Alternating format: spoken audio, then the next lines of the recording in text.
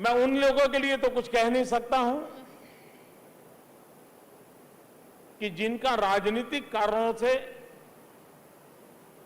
विरोध करना अनिवार्य होता है और वो स्वाभाविक भी है लोकतंत्र में। लेकिन देश ने पिछले 15 दिन में दो बातें स्पष्ट देखी हैं। एक तरफ विकासवाद है, दूसरी तरफ विरोधवाद है।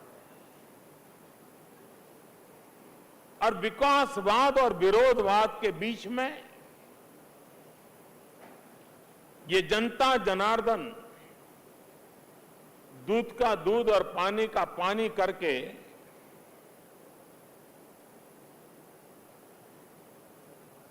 क्या सत्य है, कितना सत्य है, इसको भली भांति नाप सकती है। अनेक विषयों पर चर्चाएं हुई है और इसलिए मैं इन बातों को यहां दोहराना नहीं चाहता, लेकिन चिंता उस बात की जरूर होती है मुद्दों के आधार पर, हकीकतों के आधार पर हर काम का कठोरता से मूल्यांकन होना लोकतंत्र के लिए आवश्यक है। लेकिन कहीं हम ऐसी गलती न कर दें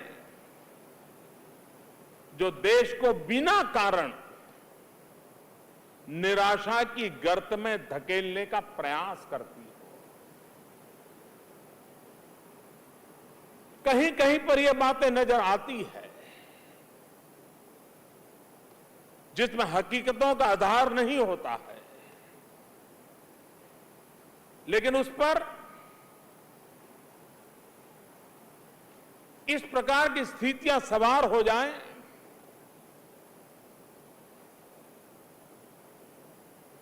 ये कभी कभी चिंता कराता है।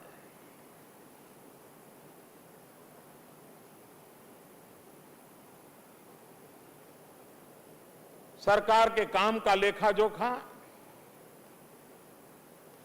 पुरानी सरकारों के काम के संदर्भ में होता है। पहले क्या होता था, अब क्या हो रहा है, इसका तुलनात्मक अध्ययन होता है। हम बिल्कुल ही बीती हुई सरकारों की बातों को ओझल कर दें और अचानक ही चीजों की चर्चा करेंगे तो शायद सही मूल्यांकन नहीं कर पाएंगे। अगर आज मेरी सरकार ये कहे कि हमने कोयले की समस्या का समाधान किया, आप कल्पना कर सकते हैं अचानक सुप्रीम कोर्ट कोयले की खदानों के लाइसेंस रद्द कर दे और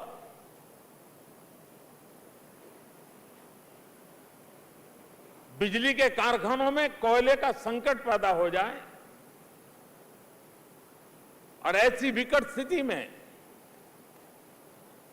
जबकि पूरी सरकार कोयले के भ्रष्टाचार के कारण देश के अंदर बदनामी भुगत चुकी हो,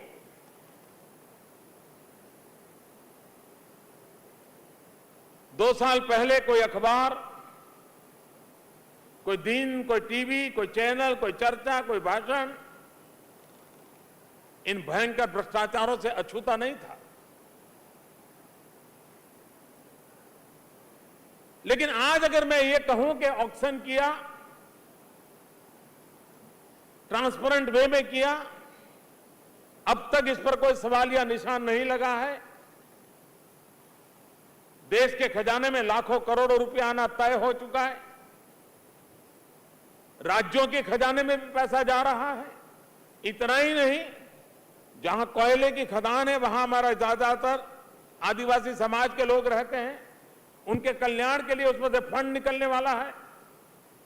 ये सारी बातें अगर ऐसे ही मैं कह दूं तो लगता है अच्छा अच्छा चलो भाई मोदी जी ने काम कर दिया, लेकिन इसकी ताकत तब समझ में आती है कि सुप्रीम कोर्ट को ऐसा क्यों करना पड़ा था, कोयले में इतना बड़ा भ्रष्टाचार क्यों हुआ था, वो कौन से तरीके थे, और उसमें से देश को बाहर लाना, तब जाकर के समझ आता है कि काम कितना बड़ा हुआ है, काम कितना महत्वपूर्ण हुआ है। और इसलिए जब तक हम बीती हुई सरकार के दिनों को स्मरण करके वर्तमान के निर्णयों को परखेंगे तो हमें ध्यान में आएगा कि बदलाव कितना बड़ा आया है। इस बात से कौन इनकार कर सकता है कि दीमक की तरह भ्रष्टाचार ने इस देश को अंदर से खोखला कर दिया है, तबाह कर दिया है। हमारे हर सपनों को चूर चूर करने की ताकत किसी एक दिमक में है, तो उस दिमक का नाम है भ्रष्टाचार। और मैंने भ्रष्टाचार के खिलाफ बहुत ही सटल तरीके से एक के बाद एक कदम उठा करके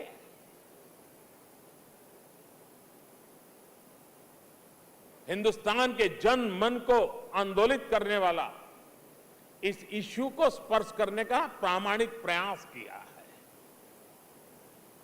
और जब आप इनकी गहराई में जाओगे तो आप चौंक जाओगे। आप कल्पना कर सकते हो कि देश कैसे चला है। वो बेटी जो कभी पैदा भी नहीं हुई है, देश की सरकारों के फाइलों में वो बेटी विधवा भी हो जाती है और उस विधवा बेटी को पेंशन भी मिलना शुरू हो जाता है और सालों तक पेंशन जाता है। और कभी ऐसे भ्रष्टाचारों की चर्चा तक नहीं होती। हमने जब डायरेक्ट बेनिफिट ट्रांसफर स्कीम के अंतर्गत रसोई गैस उसकी सब्सिडी डायरेक्ट पहुंचाना शुरू किया, आधार से उसको लिंक किया, जनधन अकाउंट से लिंक किया, और कैसी अद्भुत परिणाम आया है। देशवासियों को जान करके हैरानी होगी, अकेले रसोई गैस में इतने फर्जी नाम मिले, इतने फर्जी सिलेंडर की चर्चा निकली, जिसको हमने लीकेज को बंद करने का प्रयास किया। करीब करीब 15,000 करोड़ रुपया आपकी हक का पैसा बचा लिया। किसी के यहां रेड हो जाए और किसी के यहां से 50 करोड़ रुपया मिल जाए तो हमारे देश में हेडलाइन बन जाती है। 50 करोड़ मिल जाए तो बड़ी मेहनत करके, योजना करके 15,000 करोड़ रुपया करीब करीब देश का बचाना। मैं कहता हूं मेरा देश मेरे इस एक काम के लिए भी ये कहेगा, मोदी जी आप सही कर रहे हो। आपको हैरानी होगी, राशन कार्ड जिससे गरीबों के लिए सस्ते में अनाज मिलता है, केरोसिन में, कि उसकी थाली में जब चावल जाता है तो 1 किलो पर 27 रुपया भारत सरकार के खजाने से जाता है, उसे पता नहीं है। तब जाकर उस थाली में 1 रुपया, 2 रुपया, 3 रुपये में चावल आता है, और वो राशन कार्ड से होता है। अभी तो मेरा काम चल रहा है, लेकिन जितना हुआ है अब तक 1,62,00,000 से ज्यादा फर्जी राशन कार्ड हमने खोज के निकाले। 1,62,00,000 फर्जी राशन कार्ड, मतलब उस राशन कार्ड पर जो भी जाता था वो किसी के जेब में तो जाता था, कहीं तो बेईमानी होती थी। हरियाणा सरकार ने एक मुहिम चलाई, हमारी इस आधार की योजना के तहत, जनधन की योजना के तहत, मोबाइल कनेक्टिविटी की योजना के तहत। मुझे बताया गया केरोसिन, फर्जी केरोसिन लेने वालों की संख्या 6 लाख निकली एक छोटे से राज्य में। ये 6 लाख लोगों के नाम पर सब्सिडी वाला केरोसिन जाता था। वो केरोसिन कहां जाता होगा? डीजल में मिक्स करने के लिए जाता होगा, वो पॉल्यूशन करने के लिए जाता होगा, किसी केमिकल फैक्ट्री के काम आता होगा, और सरकार के खजाने से पैसा गरीब के नाम से जाता होगा। 6 lakh ration card, 1,62,00,000 ration card, 6 lakh kerosene के। अभी हमने इस योजना के तहत एक प्रदेश में 540 करोड़ रुपया बचा है। 540 करोड़ रुपए किस बात का? तो फर्जी टीचर, 1,000 करोड़ रुपीस, ये लीकेजेज रुक गया है। ये करप्शन जाता था, रुक गया है। और ये 1 साल के नहीं, ये हर वर्ष इतना बचने वाला है। और अभी तो शुरुआत है, एक नई सुबह है।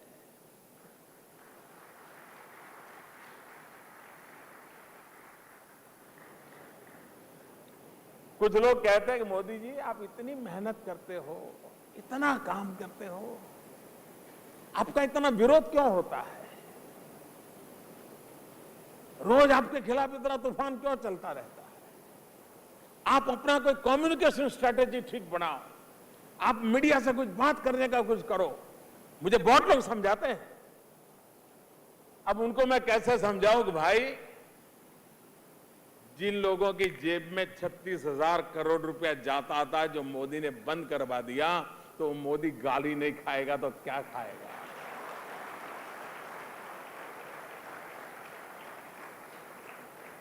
लूट चलाने वालों को कैसी कैसी परेशानियां होती होगी, इसका अंदाज हम भली भांति कर सकते हैं। मैं कई ऐसे विषय बताता हूं जिस पर हमने 2 साल में बड़े सटीक तरीके से इनिशिएटिव लिए हैं, और उसका परिणाम आज ये दिखने को मिला है। आप देखिए, कभी एलईडी बल्ब कितने रुपए में बिकता था, आज कितने रुपए में बिकता है? कहीं पर 200, 250, 300 तक एलईडी बल्ब की कीमत थी, आज वो 60, 70, 80 पर आ गई। अगर हमारे देश में हम कहीं बिजली का कारखाना लगाएं और हम घोषणा करें कि 2 लाख करोड़ रुपयों के बिजली के कारखाने लगेंगे, या 1 लाख करोड़ रुपयों के बिजली के कारखाने लगेंगे, तो हमारे देश के जितने आर्थिक विषयों पर लिखने वाले अखबार हैं, वो हेडलाइन बनाएंगे कि मोदी ने एक बहुत बड़ा भारी सपना देखा है, 1 लाख करोड़ रुपया के बिजली के नए कारखाने लगेंगे, ये होगा, वो होगा, टिकना होगा, फलाना होगा। कोई ये भी लिखेगा मोदी बातें करता है, लेकिन रुपये कहां से आएंगे, 1 लाख करोड़ कहां से? बस सब बातें हो सकती है, लेकिन इस बात की चर्चा नहीं होगी कि एलईडी बल्ब के कैंपेन के कारण जिन 500 शहर को हमने टारगेट किया है, उन 500 शहर में अगर हम 100% एलईडी बल्ब पहुंचाने में सफल हो गए, और होने वाले हैं, जिस दिन वो काम पूरा होगा, इस देश में करीब करीब 20,000 मेगावाट बिजली बचने वाली है। 20,000 मेगावाट बिजली बचने का मतलब होता है 1 लाख करोड़ रुपए की बिजली के कारखाने की लागत जो है वो बचने वाली है। लेकिन 60-70 रुपए के एलईडी बल्ब कोई न्यूज का विषय हो सकता है क्या? उसमें क्या खबर है जी। और इसलिए हम लोग जो तेज गति से बदलाव ला रहे हैं, और जो बदलाव आज देश अनुभव कर रहा है, एक के बाद वो योजनाएं जो अब किसी ने कल्पना की थी हमारे देश में। हमने देखा होगा, पिछले कई चुनाव देख लीजिए, चुनाव में चर्चा क्या होती थी? चुनाव में चर्चा रहती थी कि गैस सिलेंडर 12 होने चाहिए कि 9 होने चाहिए, और बड़े बड़े लीडर घोषणा करते थे, और दूसरे दिन अखबार में हेडलाइन छपती थी कि 9 सिलेंडर नहीं, अब गैस के 12 सिलेंडर दिए जाएंगे, और 9 सिलेंडर से 12 सिलेंडर पर वोट मांगे जाते थे। उन दिन को याद कीजिए जब हिंदुस्तान में पार्लियामेंट के मेंबर को 25 रसोई गैस की कूपन मिलती थी एमपी बनने के नाते, और वो 25 कूपन से लोगों को, अपने कार्यकर्ताओं को, साथियों को, सपोर्टर को ऑब्लाइज करता था कि मुझे एक गैस कूपन दीजिए। मुझे बराबर याद है, हमारे यहां अहमदाबाद में एयरपोर्ट पर एक अफसर थे, वो हर एमपी को जानते थे, क्योंकि एयरपोर्ट पर जो आते जाते थे, हर एमपी को कहा करते थे कि एक गैस की कूपन दे दीजिए ना भैया, मुझे, मेरा बेटा जो है अब अलग रहने गया है, तो उसके लिए एक रसोई गैस की कूपन चाहिए। और साल भर एक भी एमपी उसको दे नहीं पाए थे। एक गैस कनेक्शन के वो दिन हम भूल न जाएं। ये मैं 5, 7, 10 साल पहले की बात कर रहा हूं, कोई बहुत पुरानी बात नहीं कर रहा हूं। जिस देश में ये चर्चा होती हो, और इस देश का प्रधानमंत्री बातों बातों में देश की जनता को रिक्वेस्ट करे कि आप गैस सब्सिडी छोड़ दीजिए, और मैं देश को नमन करता हूं, 1,13,00,000 लोगों ने अपनी सब्सिडी छोड़ दी। क्या ये बदल नहीं है? ये जन मन का बदलाव नहीं है? ये देश में बदलाव नहीं है? देश के विकास के लिए जन भागीदारी का इससे बड़ा क्या उदाहरण हो सकता है? ये देश ने अनुभव किया है, और हमने भी तय किया कि हम इन गैस सब्सिडी छोड़ी है।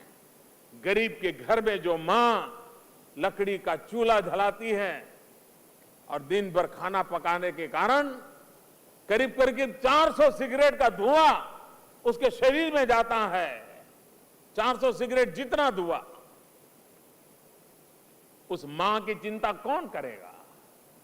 और हमने पिछले 1 वर्ष में करीब करीब 3 करोड़ से ज्यादा परिवारों को नए रसोई गैस के कनेक्शन दे दिए।